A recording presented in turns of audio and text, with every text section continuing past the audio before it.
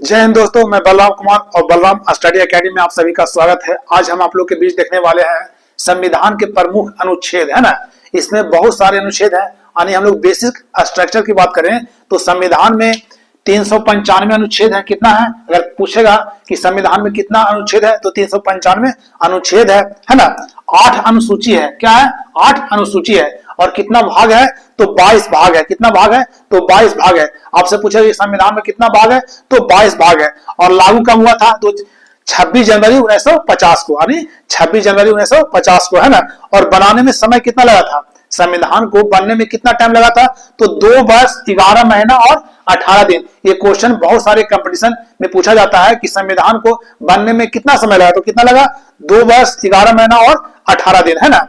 लेकिन ये तो आपका बेसिक स्ट्रक्चर हुआ। लेकिन आपसे पूछा क्वेश्चन कि संविधान दिवस कब मनाया जाता है? संविधान दिवस मनाया जाता है 26 नवंबर, है ना। 26 नवंबर, है ना, को संविधान दिवस मनाया जाता है ना। और बी आर अम्बेडकर इसमें सबसे मेन थे, जिन्हें संविधान के पिता कहा जाता है। किनको? बी आर अम्बेडकर को, है ना। संविधान का निर्माता या वास्तुकार, है ना। संविधान के निर्माता या वास्तुकार कौन थे? तो बी आर अम्बेडकर, यानी भीमराव अम्बेडकर, है ना। और अगला पॉइंट है कि 60 देशों का संविधान अध्ययन किया गया था, है ना। हमारा देश में जो संविधान बना और उसको बनाने के लिए 60 देशों का जो मसौदा था, संविधान है, उसको लाया गया, पढ़ा गया कि उस देश का संविधान क्या कर रहा, इस देश का संविधान क्या कर रहा, और उन सभी से मेन पॉइंट लाकर हमारे देश में के जो संविधान बना उसमें जोड़ा गया, है ना। तो कितने देश का संविधान का अध्ययन किया गया था? आपसे पूछा क्वेश्चन तो 60 देशों का संविधान को अध्ययन किया गया, है ना। तो हम लोग देखते हैं सबसे फर्स्ट में कि अनुच्छेद फर्स्ट, है ना। इसमें हम लोग प्रमुख अनुच्छेद के बारे में पढ़ेंगे कि वो अनुच्छेद क्या कहता है ना। तो पहला देखेंगे अनुच्छेद 1 में है, अनुच्छेद 1। तो अनुच्छेद में 1 में किसका व्याख्या है? तो संघ का नाम और राज्य क्षेत्र, है ना। अनुच्छेद 1 है वो संघ का नाम। संघ का नाम किस लिए पढ़ा, कैसे पढ़ा, ये संघ का पूरा विस्तृत जानकारी है। और राज्य क्षेत्र क्या होना चाहिए, इसकी जानकारी किसमें है? अनुच्छेद फर्स्ट में, है ना। अगला है अनुच्छेद 2। अनुच्छेद में 2 में क्या है कि नए राज्य का प्रवेश या स्थापना। देखिए अनुच्छेद 2 क्या कह रहा है कि नए राज्य का प्रवेश, मतलब नया राज्य बनेगा, वो प्रवेश करेगा, वो है ना। और स्थापना, उसका स्थापना का इसमें चर्चा किया गया, किसमें? अनुच्छेद 2 में, है ना। अगला है अनुच्छेद 12। अनुच्छेद 12 में क्या कहा गया है कि राज्य की स्थापना, राज्य की परिभाषा क्या इसका, कि एक राज्य का क्या परिभाषा होना चाहिए, ये किसमें वर्णन है? तो अनुच्छेद 12 में वर्णन है। अगला है अनुच्छेद 13। अनुच्छेद 13 में क्या इसमें दिया गया है कि मूल अधिकारों का असंगत या अल्पीकरण करने की विधि, है ना। अनुच्छेद 13 में है कि मूल अधिकारों को असंगत या अल्पीकरण करने की विधि इसमें दिया गया है। तो किसमें है? तो अनुच्छेद 13 में दिया गया। अगला है अनुच्छेद 14। अनुच्छेद 14 में क्या है कि विधि के समक्ष समानता। कहने का मतलब विधि के समक्ष समानता, कहने का मतलब है कि न्याय व्यवस्था में सबको समान अधिकार मिलना चाहिए, है ना। यह है विधि के समक्ष समानता। अगला अनुच्छेद 15 में है कि धर्म, जाति, लिंग पर भेद का प्रतिरोध। अनुच्छेद 15 बोल रहा है कि किसी को आप धर्म, जाति, लिंग पर आप प्रतिरोध नहीं कर सकते, है ना। किसी को प्रतिरोध नहीं कर सकते, किसी का कोई रोक टोक नहीं है, जैसे चाहे वो वैसे रह सकता है। अगला अनुच्छेद 16। अनुच्छेद 16 है वो क्या है? लोक नियोजन में अवसर की समानता। लोक नियोजन, अगर कोई वैकेंसी निकलती है या फिर किसी बहाली है, वैकेंसी है, कहीं भी प्रवेश पाना परीक्षा में, तो कह रहा है कि लोक नियोजन में अवसर की समानता, अगर अवसर मिलता है तो समान अधिकार इसमें दिया गया है। ये किसमें कहा गया है? अनुच्छेद 16 में। अगला अनुच्छेद 17, अस्पृश्यता का अंत, है ना। यानी भेदभाव नहीं होना चाहिए। अस्पृश्यता का अंत कितना है? अनुच्छेद 17। ये बहुत VVI में है, आप इसको ध्यान दीजिएगा, VVI में आ जाता है। अनुच्छेद 17 पूछा गया है कि अस्पृश्यता का अंत किसमें है? तो अनुच्छेद 17 में। अगला अनुच्छेद 18, उपाधियों का अंत, है ना। उपाधियों का अंत किसमें समाप्त कर दिया गया? तो अनुच्छेद 18 में। आप ध्यान दीजिएगा, अनुच्छेद 17 में अस्पृश्यता का अंत है, बहुत जरूरी है, इसे बहुत बार पूछा गया है ना। लेकिन आपसे अगला पूछा कि उपाधियों का अंत किस अनुच्छेद में है ना। तो किसमें है? तो अनुच्छेद 18 में। अगला है अनुच्छेद 19। अनुच्छेद 19 में कहता है कि वाक की स्वतंत्रता, है ना। वाक की स्वतंत्रता का मतलब है, अनुच्छेद 19 हम लोग देता है कि आपको बोलने पर कोई प्रतिबंध नहीं है ना, आप बोलने के लिए स्वतंत्र है ना, यानी वाक की स्वतंत्रता है। अगला है अनुच्छेद 21। अनुच्छेद 21 में क्या कहता है कि प्राण और दैहिक स्वतंत्रता। प्राण और दैहिक स्वतंत्रता किसमें कहा गया है? तो अनुच्छेद 21 में कहा गया है ना। अगला है, इसको भी वीवीआई में लीजिएगा, वीवीआई में अगला है अनुच्छेद 21 के क में क्या गया है कि 6 से 14 वर्ष के बच्चों को प्राथमिक शिक्षा का अधिकार होना है। ये किसमें कहा गया है? तो अनुच्छेद 21 के क में। ये बहुत सारे क्वेश्चन है, ये बहुत सारी परीक्षाओं में ये क्वेश्चन पूछा गया है। कौन? एक अनुच्छेद 21 के क कि 6 से 14 वर्ष के बच्चों को प्राथमिक शिक्षा का अधिकार मिलना चाहिए, है ना। ये पूछे तो किसमें है? तो अनुच्छेद 21 के क में।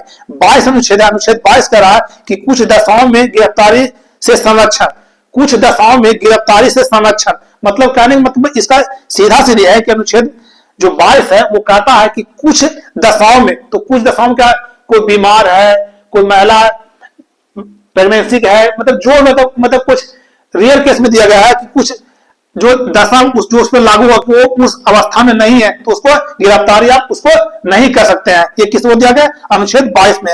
अगला अनुच्छेद 23, अनुच्छेद 23 क्या कह रहा है कि मानव के दुर्व्यवहार और बलात्कार पर प्रतिरोध, है ना। अनुच्छेद 23 कह रहा है कि मानव के दुर्व्यवहार, मानव पर दुर्व्यवहार नहीं कर सकते हैं, और बलात्कार पर प्रतिरोध, बलात्कार में जबरदस्ती आप किसी से काम नहीं करवा सकते हैं, है ना। ये कौन कहता है? अनुच्छेद 23 कह रहा है।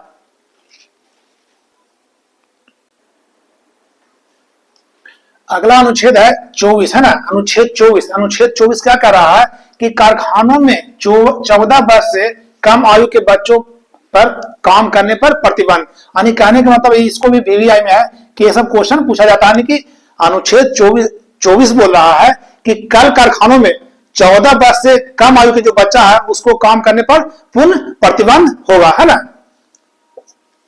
अगला है, अगला अनुच्छेद है जो 25 है ना। अनुच्छेद 25 कहता है, अनुच्छेद 25 बोल रहा है कि धर्म का आचरण और प्रचार करने की स्वतंत्रता, है ना। किसी भी मतलब देश में रहने वाले कोई भी धर्म का हो, है ना, कौन सा धर्म मानता हो उसे धर्म का आचरण करने का और प्रचार करने की स्वतंत्रता होगा। ये कौन सा अनुच्छेद बोलता है? तो अनुच्छेद 25 बोलता है। आपसे पूछेगा क्वेश्चन कि धर्म का आचरण और प्रचार करने की स्वतंत्रता कौन सा अनुच्छेद में है? तो अनुच्छेद किसमें है? तो 25 में है ना। अगला है कि अनुच्छेद 26, अनुच्छेद 26 का कह रहा है कि धार्मिक कार्यों के प्रबंध की स्वतंत्रता, यानी कहने का मतलब हुआ कि अनुच्छेद 26 बोला धार्मिक कार्यों के प्रबंध की स्वतंत्रता, यानी धार्मिक कार्य के लिए आप प्रबंध करते हैं, व्यवस्था करने हैं, ये आपके क्या है? स्वतंत्रता है ना। वो कब कर रहा है? तो अनुच्छेद 26 बोल रहा है। अगला है अनुच्छेद 29, अनुच्छेद 29 बोल रहा है, ये वीवीआई क्वेश्चन में इसको ले लीजिएगा क्योंकि ऐसा क्वेश्चन पूछा जाता है कि अनुच्छेद 29 बोल रहा है कि अल्पसंख्यक वर्गों के हितों का संरक्षण, है ना। अल्पसंख्यक वर्गों के हितों का संरक्षण करने का मतलब ये हुआ कि अल्पसंख्यक है ना, जिसका देश में संख्या कम है ना, जैसे मैंने बौद्ध जैन ये सब है, इन लोग का संख्या कम है ना, तो इन लोग के जो अधिकार है उसका संरक्षण करना ये कौन करता है? तो अनुच्छेद 29 करता है ना। और ये संविधान में इसका वर्णन किया गया है अनुच्छेद 29 में कि आप अल्पसंख्यक वर्गों के हितों का संरक्षण कर सकते हैं। अगला है अनुच्छेद 30, अनुच्छेद 30 का रहा है कि शिक्षा संस्थानों की स्थापना, है ना। संविधान का में अधिकार दिया गया है अनुच्छेद 30 का कि शिक्षा संस्थानों की स्थापना आप कर सकते हैं, अपने देश के अंदर में कर सकते हैं। अगला है अनुच्छेद 53, अनुच्छेद 53 कहता है कि संघ की कार्यपालिका संबंधित शक्ति राष्ट्रपति में निहित होगी। संघ की कार्यपालिका यानी संघ का, देखिए अनुच्छेद 53 है कि संघ की कार्यपालिका, संघ जो हमारा सेंट्रल गवर्नमेंट है ना, उनके जो संबंधित जो शक्ति है वो शक्ति किसके पास रहेगी? तो राष्ट्रपति के पास निहित रहेगी, है ना। अगला है अनुच्छेद 10, अनुच्छेद भी 10 बहुत वीवीआई में आ जाता है ना। इससे पूछा जाता है कि धन विधेयक के का वर्णन है वो किसमें दिया गया है? तो अनुच्छेद 110 में दिया गया है। धन विधेयक को परिभाषित किया गया किसमें? तो अनुच्छेद 110 में परिभाषित किया गया है ना। और आपको पता होना चाहिए कि जो धन विधेयक है वो लोकसभा में पारित होता है ना, है ना। तो धन विधेयक से संबंधित जानकारी किसमें है? तो अनुच्छेद 110 में है। अगला अनुच्छेद 124, अनुच्छेद 124 का रहा है कि सर्वोच्च न्यायालय का गठन। अनुच्छेद 124 बोल रहा है कि देश में एक सर्वोच्च न्यायालय होगी और इसका आप स्थापना कर सकते हैं। वो कौन देता है? तो अनुच्छेद 124। अगला है अनुच्छेद 129, सर्वोच्च न्यायालय का एक अभिलेख न्यायालय होगा। सर्वोच्च न्यायालय का एक अभिलेख न्यायालय होगा, वो कौन सा अनुच्छेद देता है? तो 129 देता है। और सबसे लास्ट में है नीचे 214 में कि सभी राज्यों के लिए, अनुच्छेद 214 बोल रहा है, अनुच्छेद 214 है कि सभी राज्यों के लिए एक उच्च न्यायालय होगा, है ना। सभी राज्य के लिए एक क्या होगा? उच्च न्यायालय होगा, है ना। तो एक बार देखिए और इसका मेन मेन आपको दिया गया है, ताकि अनुच्छेद मेन मेन है, महत्वपूर्ण है, जो इससे क्वेश्चन पूछे जाते हैं। वीडियो अच्छा लगे तो लाइक शेयर सब्सक्राइब जरूर करें। जय हिंद।